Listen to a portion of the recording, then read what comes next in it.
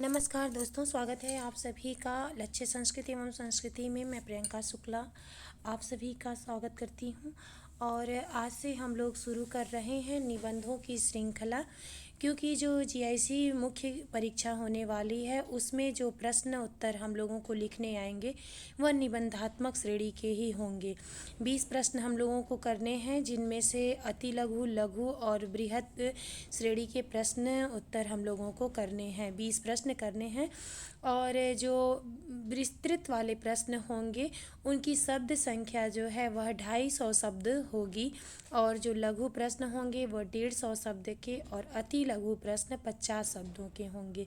तो संस्कृत निबंधों को लिखने से हम लोगों को एक अच्छी तैयारी हो जाएगी निबंधात्मक प्रश्न लिखने की, क्योंकि जितने भी महत्वपूर्ण विषय हैं वे सभी इन निबंधों के अंतर्गत दिए गए हैं। इस निबंध को लिखने के लिए मैंने जो कपिल देव डॉक्टर कपिल देव द्विवेदी की पुस्तक संस्कृत निबंध शतकम का सहारा लिया है। उसकी सहायता से ही मैं इन निबंधों को करा रही हूँ। लेकिन तो एक चीज़ है कि इन निबंधों की जो भाषा है वह बहुत जटिल है और थोड़ी कठिन प्रतीत होती है, और हिंदी अनुवाद कहीं भी नहीं है।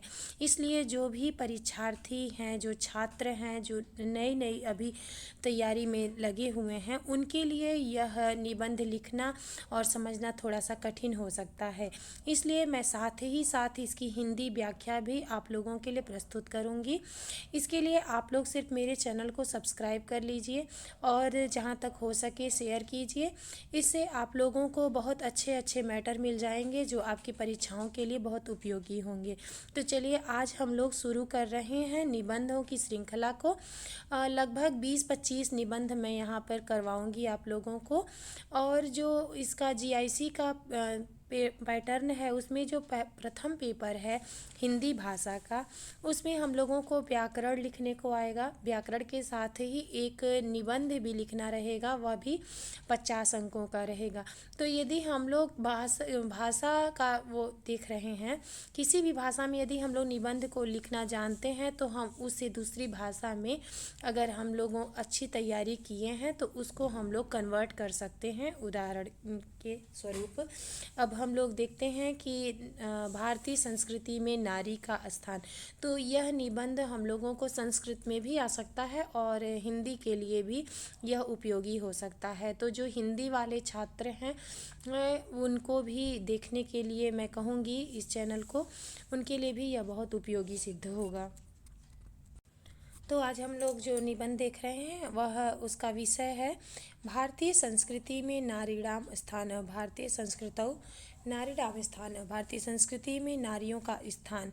इसको अलग तरह से भी पूछा जा सकता है। वह तो जैसे हम लोग यदि तैयारी किए रहते हैं तो प्रश्न किसी भी तरह से हम लोगों से पूछे जाते हैं तो हम उसको कर लेते हैं। एक इस तरह से भी दे सकता है कि यत्र नार्यस्तु पूज्यन्ते रमन्ते तत्र देवता, इसको व्याख्यायित कीजिए या इसको स्पष्ट कीजिए। इस तरह से भी निबंध पूछे जा सकते हैं। फिर भारतीय समाजे महिला नाम गौरवम, भारतीय समाज में महिलाओं के गौरव के विषय में बताइए, उसको स्पष्ट कीजिए। यह निबंध जो है वह आपका हिंदी भाषा के लिए भी उपयोगी है और संस्कृत में तो उपयोगी है ही। तो चलिए अब शुरू करते हैं। अधिक समय न नष्ट करते हुए हम लोगों को लगातार निबंधों को करना है। इससे बहुत अच्छे अच्छे प्रश्न हम लोगों को मिल जाएंगे। साथ ही जो अनुवाद की जो समस्या होती है और व्याकरण, संधि, कारक इत्यादि की भी तैयारी निबंधों के माध्यम से हो जाती है, क्योंकि अभी तक जो हम लोगों का शिक्षण का जो तरीका रहा है वह अनुवाद माध्यम से ही रहा है। हम श्लोकों को पढ़ लेते हैं और उनकी व्याख्या हिंदी के द्वारा कर लेते हैं और उन्हीं से प्रश्नोत्तर भी निकाल लेते हैं। लेकिन इससे हम लोगों का जो भाषिक ज्ञान होता है वह अच्छे से नहीं हो पाता है। संस्कृत भाषा को संस्कृत भाषा के माध्यम से ही यदि हम जानेंगे तो हमारी जो तैयारी है वह ज़्यादा अच्छी हो जाएगी। इसीलिए जो छात्र हैं, जो परीक्षार्थी हैं, वह अगर शास्त्रीय आचार्य वाले छात्र हैं तो उनकी जो टीजीटी पीजीटी में जो अंक होते हैं हायर में, वह ज़्यादा अच्छे आ पाते हैं, क्योंकि वह उसी माध्यम के द्वारा वह लगातार उसी में लगे रहते हैं। तो चलिए हम लोग भी निबंध को शुरू करते हैं। शुरुआत है प्रस्तावना।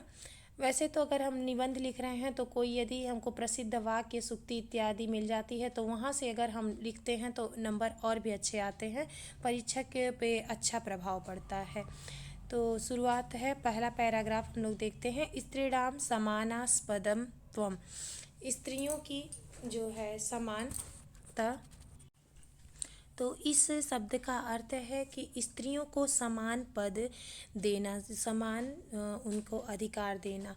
उसके बाद इसको हम लोग देख रहे हैं, वैदिक साहित्याः अनुशीलनेन विज्ञायते यत् वैदिक काले स्त्रीणाम स्थानम अतीव गौरवास्पदम आसीत्। वैदिक साहित्य के अनुशीलन के द्वारा हम जानते हैं कि वैदिक काल में स्त्रियों का स्थान बहुत गौरवपूर्ण था। आसीत का अर्थ होता है था। स्त्री गृहिणी, गृह स्वामिनी, सहधर्मिणी इत्यादि भी विशेषणैः संबोध्यते स्मः। स्त्री जो थी वह गृहिणी, गृह स्वामिनी, सहधर्मिणी और इन सभी विशेषणों से संबोधित की जाती थी। पत्नी रूपेण सा गृह स्वामिनी पदम अलंकरोत। पत्नी के रूप में वह गृह स्वामिनी के पद को प्राप्त करती थी या सुशोभित करती थी। स्वसुर स्वस्त्रादिषु तस्या अधिकारो मन्यते स्मः। ससुर ससुरादि मतलब ससुराल में भी उसका अधिकार होता था। साम्राज्ञी स्वसुरे भव, साम्राज्ञी स्वस्रवा भवः, कि यह एक उक्ति है, ऋग्वेद से ली गई है कि ससुराल पक्ष में भी उसका अधिकार होता था। वह साम्राज्ञी होती थी, वहाँ की अधिष्ठात्री होती थी। इसके बाद है, जायेस्तदम जाया एव अहस्तम गृहम इत्यर्थ इति ऋग्वेदे प्रतिपद्यते।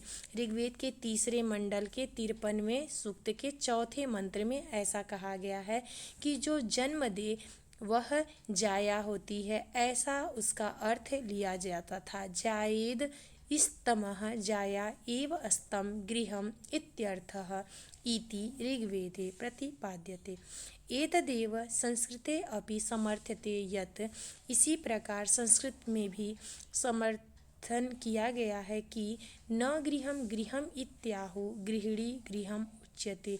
गृह गृह नहीं होता यदि गृहिणी गृह में नहीं होती, वह घर घर नहीं होता जहाँ पर गृहिणी नहीं होती है, ऐसा कहा गया है। ऋग्वेदे कन्यायानां शिक्षाया व्यवस्था निर्दिश्यते। ऋग्वेद में कन्याओं की शिक्षा की व्यवस्था दिखाई देती है। पुत्रवत, पुत्र के समान, तासाम अपि उपनयनादि संस्कारा अभूवन।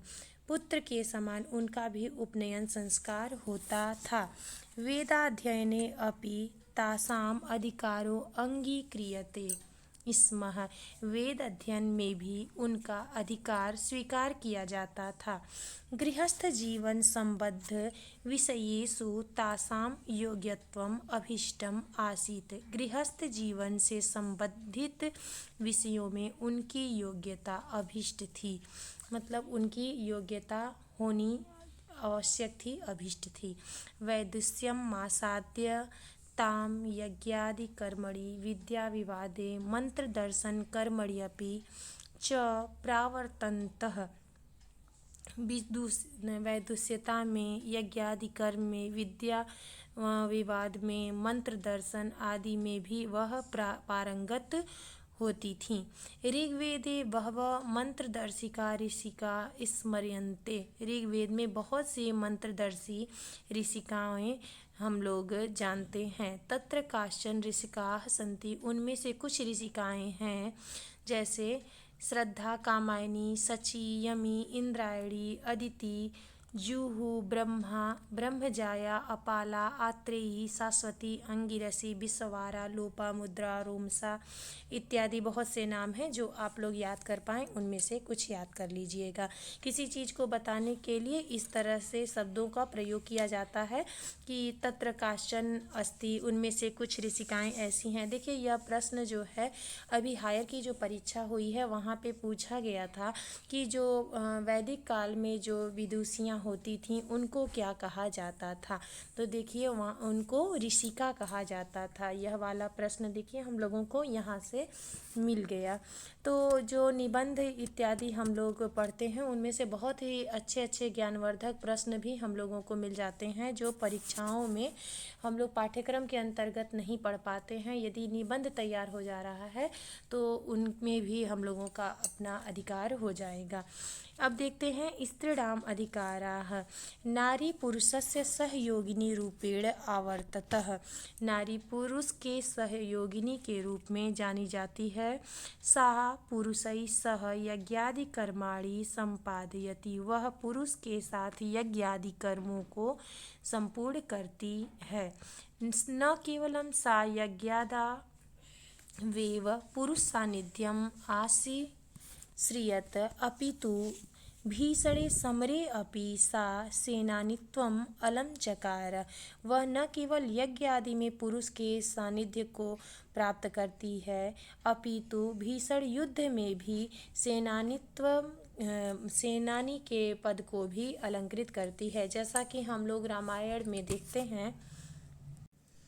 हाँ, तो हम लोग देखते हैं कि रामायण में जब कैकेयी जी राजा दशरथ के साथ देवासुर संग्राम में जाती हैं और युद्ध में भाग लेती हैं। तो इस प्रकार से हम लोग देखते हैं कि जो प्राचीन काल में स्त्रियां थीं वह न केवल यज्ञ आदि में ही भाग लेती थीं अपितु जो क्या है यहाँ पे भीषण समरे अपि भयंकर युद्धों में भी सेनानित्व को भी अलंकृत करती थीं।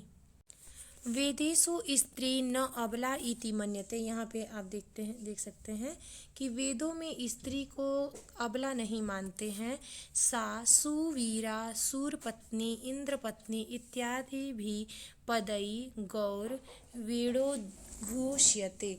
तो हम लोग उसको सूरवीरा सूरपत्नी इंद्रपत्नी इत्यादि इन प्रकार के नामों से जानते हैं।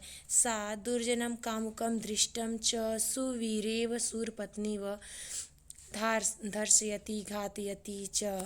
तो इस प्रकार से जो चीज़ें आसान लग रही हों उसको आप लोग 2 बार 3 बार सुन करके देख करके याद कर लीजिए और उससे संबंधित कुछ अन्य भी यदि श्लोक इत्यादि याद हैं, स्त्री की महत्ता से संबंधित या कोई अच्छे वाक्य याद हैं तो उनको भी आप लोग इसमें ऐड करके और फिर अनुवाद के माध्यम से निबंधों को बढ़ा सकते हैं।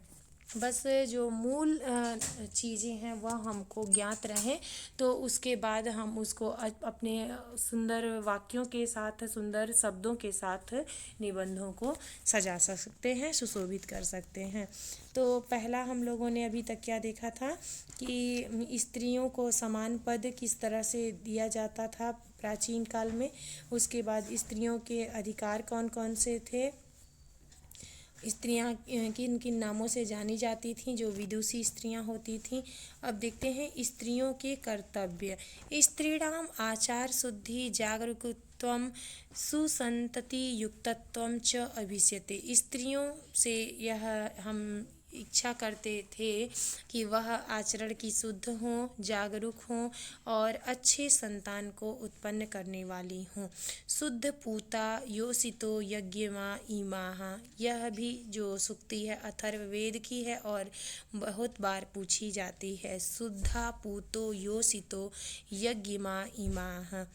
इसके बाद यहाँ पे ये वाली सूक्ति देख लीजिए। इदम राष्ट्रम पिप्रीहि सौभगायः। यह वाली स्त्री से संबंधित, स्त्री महत्ता से संबंधित सूक्ति है। अथर्ववेदे स्त्री गुणानामपि वर्णनम प्राप्यते। अथर्ववेद में स्त्री के गुणों से संबंधित वर्णन हमको प्राप्त होता है।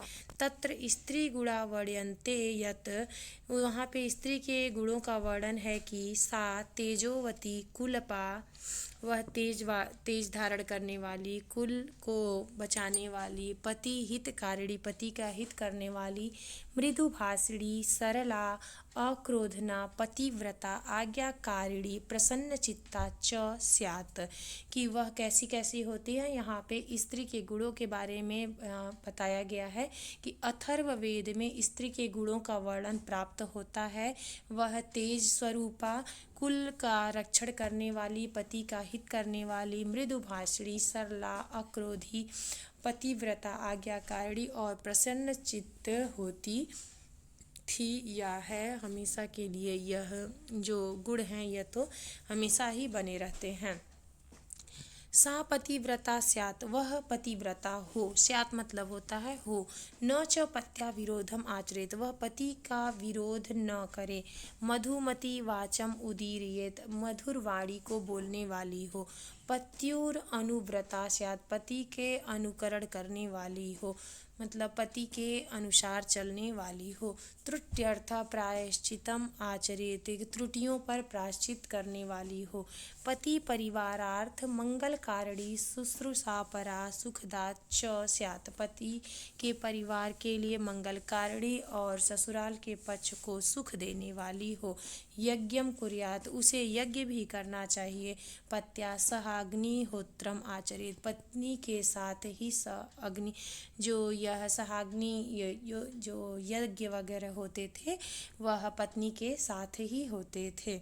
तो पतिव्रतम आचरन्ति सौम्य स्वभावा दयालुश्च स्यात्, वह पतिव्रत का आचरण करने वाली, सौम्य स्वभाव वाली और दयालु भी होनी चाहिए। तो ये सब जो हैं यह पत्नी के और या स्त्री के कर्तव्य को बताया जा रहा है। सबसे मुख्य बात इसमें यह पता चली कि जो अथर्ववेद है उसमें पत्नी के गुणों को, स्त्री के गुणों का वर्णन हमको मिलता है सर्वाधिक। यहाँ पे देख लेते हैं। पुरा नार्य श्रृंगारम अकुर्वन आभूषणानि च धारयन्, प्राचीन काल में जो नारियां होती थीं वह श्रृंगार अधिक करती थीं, आभूषणों को धारण करती थीं और अभी भी करती हैं, किंतु चीज़ें थोड़ी बदल गई हैं। पहले हमारा देश जो था वह सोने की चिड़िया होता था, तो अलंकार इत्यादि भी अधिक होते थे। तो उसके बाद यहाँ पे गोभिल गृह सूत्र के बारे में बताया गया है कि जो गोभिल गृह सूत्र है सामवेद का, जैसे कि हम लोगों ने वेद वाले चैप्टर में पढ़ा था कि सभी वेदों के कुछ आरण्यक हैं, उपनिषद हैं, शिक्षा ग्रंथ इत्यादि हैं। इसी तरह से गोभिल गृह सूत्र जो कल्प के अंतर्गत होता है। कन्या नाम उपनयन संस्कारो वेदाध्ययनम गायत्री मंत्र पाठश्च निर्दिश्यन्ते। अब प्रश्न कभी कभार पूछ लेता है हायर इत्यादि में कि किस गृह सूत्र में, किस वेद के गृह सूत्र में कन्याओं के उपनयन संस्कार वेदाध्ययन के बारे में बताया गया है। तो सामवेद में, सामवेद के अंतर्गत जो गोभिल गृह सूत्र है उसमें कन्याओं के उपनयन संस्कार और वेदाध्ययन के बारे में बताया गया है।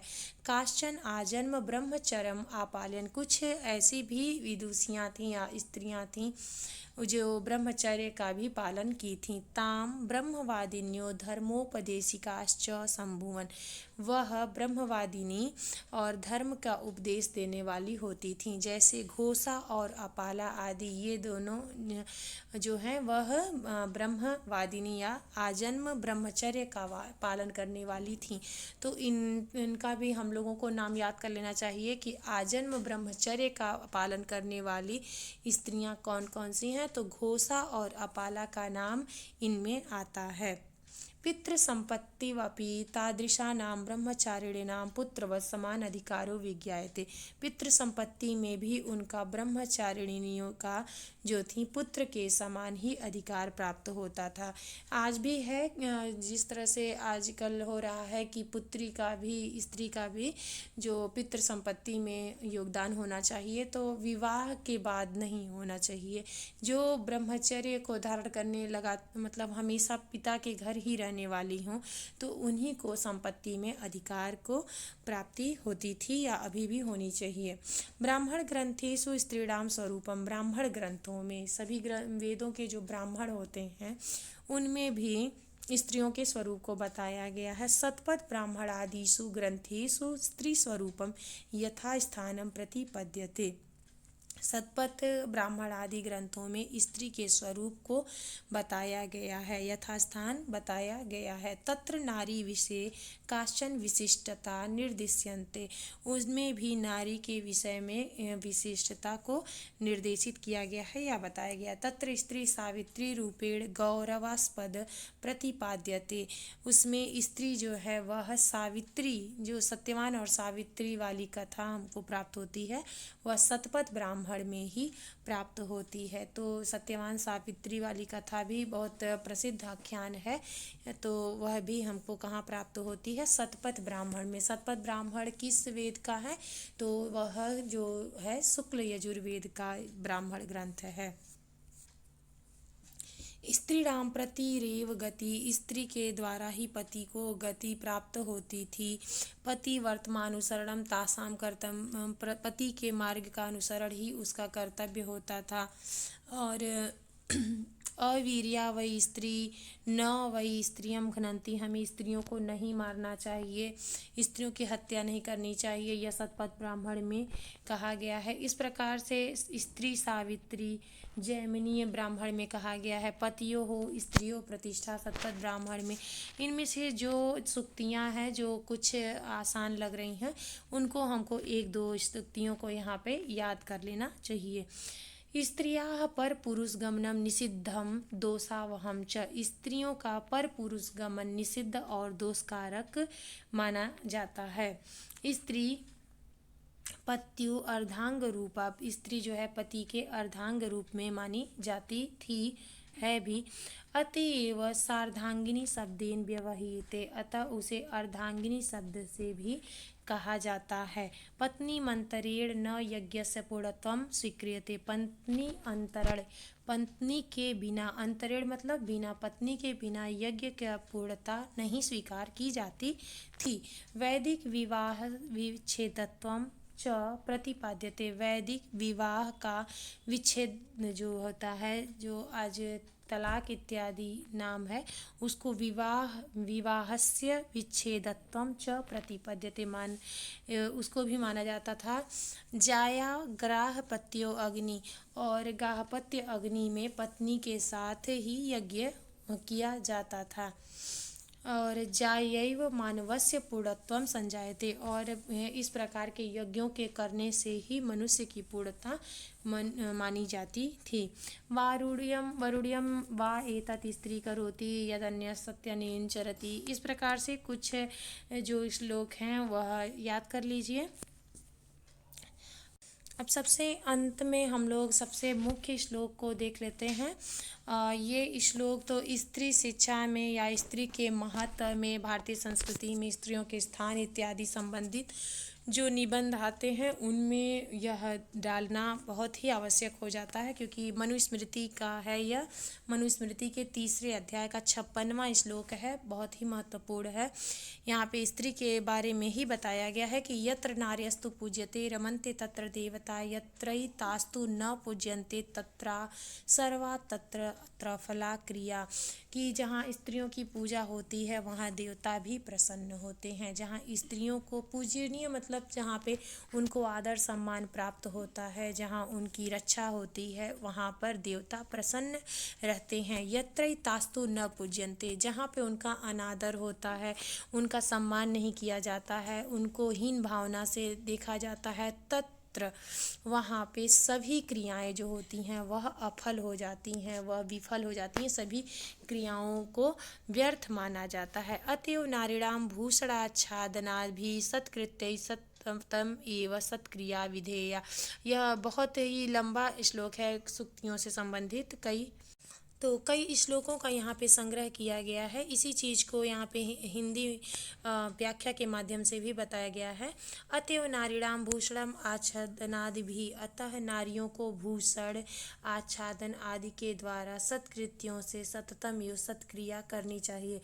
जैसे कि विवाह उत्सव इत्यादि में स्त्रियों को धन आदि या वस्त्र इत्यादि के द्वारा जो सम्मानित किया जाता है, यह चीज़ें वहीं से ली गई हैं। योषिति संतुष्टि उपगतायां प्रसन्नायां च सत्या तत्कुलम रोचते वर्धते च, जब योषिति मतलब पत्नियां या स्त्रियां जब संतुष्ट होती हैं, उनकी प्रसन्नता से जो कुल होता है वह बढ़ता है और प्रसन्न होता है। तद भावे न कुल श्री वृद्धि, और उसके अभाव में कुल और श्री की वृद्धि भी नहीं होती है। जहाँ स्त्रियां प्रसन्न नहीं होती हैं, उनका सम्मान नहीं किया जाता है, वहाँ पर जैसे जैसे कोई भी उत्सव इत्यादि कार्य किया जाता है, जब स्त्रियों को बुलाया जाता है तो उनको सम्मानित किया जाता है वस्त्र आदि आभूषण आदि दे करके। और जहाँ पर इन चीज़ों का अभाव होता है वहाँ पर सभी क्रियाएं जो होती हैं वह नष्ट हो जाती हैं। अतएव मनुना व्यापादिश्यते यद यत्र दंपत्यो सामंजस्य परस्परम संतुष्टि च। अतएव मनु के द्वारा कहा गया है कि जहाँ पे पति पत्नी में सामंजस्य होता है, परस्पर संतुष्टि होती है, तत्रैव कल्याणाधिवासः, वहाँ पर ही कल्याण का वास होता है। स्त्रियों ही रत्न स्वरूपा, यह भी बहुत प्रमुख सूक्ति है कि स्त्रियां जो हैं वह रत्न के समान होती हैं। अतः स्त्री रत्नम दुष्कुलादापि अग्राह्यम स्त्रियां महत्वं प्रेक्ष्यैव मनुना उच्यते यत् स्त्रियो रत्नानि विद्याधर्मस्त यत्रैव प्राप्यं तत् एवोपादेयानि।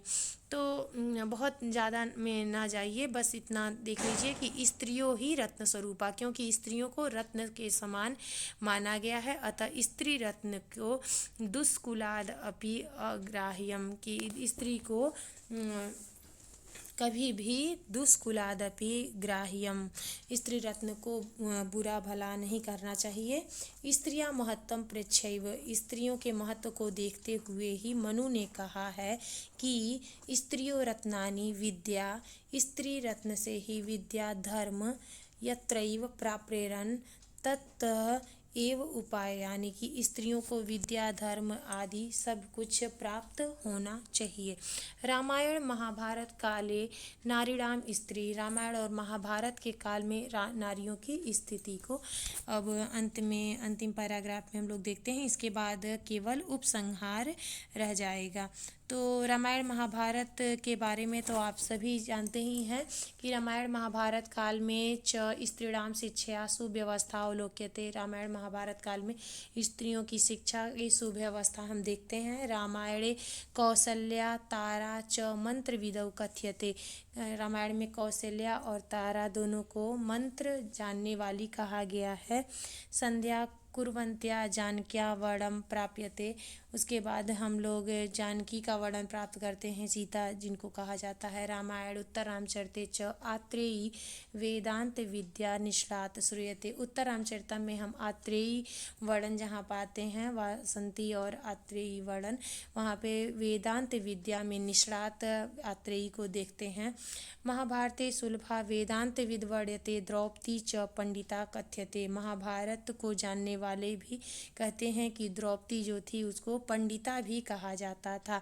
स्त्रीणाम संगीत नित्यादि कला नाम शिक्षणम वर्ण्यते, स्त्रियों के संगीत नित्यादि की कला का भी शिक्षण का भी वर्णन प्राप्त होता है। अर्जुन उत्तरा तद गृहवते एवं संगीत नित्यादि अध्यापयामास, अर्जुन ने उत्तरा को जब वहाँ पे अज्ञातवास चल रहा था तो वहाँ विराट नगरी में जहाँ पे उत्तरा को अर्जुन ने संगीत नित्यादि की शिक्षा दी थी। रामायणे अपि एक पत्नी व्रतम प्रतिपाद्यते, रामायण में एक पत्नी व्रत का भी पालन हम लोग देखने को मिलता है, जैसा कि अतएव सीता परित्याग अनंतर न रामो विवाहांतर विदधे, अतः सीता के परित्याग के बाद भी राम ने विवाह नहीं किया, दूसरा विवाह नहीं किया। महाभारते भार्याया अकारणम परित्यागो निंद्यते, महाभारत में भी भार्या का बिना किसी कारण के परित्याग निंदनीय माना जाता था।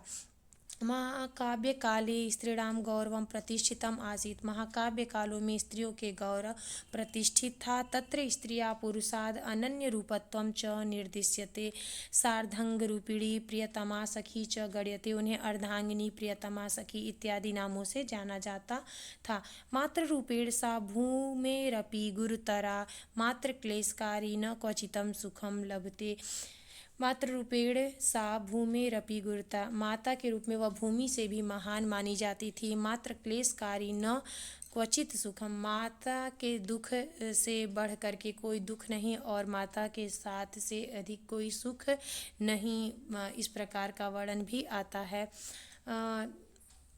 महाभारते सा अवध्या इति वर्ण्यते। महाभारत में भी उसे अवध्या, जैसे गाय को अवध्या कहा जाता है वैसे स्त्री को भी अवध्या के रूप में जाना जाता है।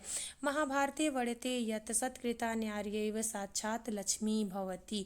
महाभारत में वर्णन प्राप्त होता है कि जो सत्कृत नारी है वह साक्षात लक्ष्मी के समान होती थी। तो इस प्रकार से हम लोगों ने रामायण महाभारत काल में नारियों की स्थिति को जाना। इसके साथ ही स्मृति ग्रंथों आदि में स्त्रियों के स्वरूप को देखा कि स्मृति ग्रंथों में मनुस्मृति में किस प्रकार से स्त्री वर्णन किया गया है कि स्त्री के का सम्मान करने से ही घर में सभी क्रियाएं जो हैं वह सफल होती थीं। ब्राह्मण ग्रंथों में स्त्रियों के स्वरूप को देखा। इसके बाद स्त्रियों के कर्तव्य को भी जाना कि स्त्रियों को कैसी होनी चाहिए जिससे उन्हें भी सम्मान का भागीदार हो सकें, वे भी उनके भी कुछ कर्तव्य होने चाहिए। स्त्रीणाम अधिकारा, उनके अधिकारों के बारे में, उनके कर्तव्यों के बारे में भी हम लोगों ने जाना और स्त्रियों को समान जो महत्व देना चाहिए उसको भी हम लोगों ने देखा। तो इस प्रकार आज हम लोगों ने भारतीय संस्कृति में नारियों के स्थान को पे निबंध को देखा। एक बार में यदि अच्छे से समझ में ना आए तो आप लोग 2 बार 3 बार भी देखिए, क्योंकि जितनी बार हम देखेंगे त्रुटियों की संख्या उतनी ही कम हो जाती है। जब एक बार में समझ में नहीं आता है, हम बार बार उसी चीज़ को पढ़ते देखते हैं तो वह चीज़ हमें बहुत अच्छे से समझ में आ जाती है। इसी प्रकार जब परीक्षा के समय जब हम लोग किसी विषय को दोहराते हैं तो एक दिन में ही पूरी किताब हम लोग दोहरा लेते हैं। उसी तरह से 2 से 3 बार यदि अच्छे से देख लेंगे और सुन लेंगे तो यह निबंध आप लोगों को बहुत अच्छे से तैयार हो जाएगा। अंत में देख लेते हैं इसके उपसंहार को कि बृहदारण्यकोपनिषदे स्त्री पुरुषौ एकस्य द्वौ भेदो चा उपनिष्यते। इस प्रकार से अभी आप लोगों ने जो देखा उसी में से थोड़ा बहुत जो उपसंहार आप कर सके उसको देख लीजिएगा। तो बस आज के लिए इतना ही। नमः संस्कृताय, नमो नमः।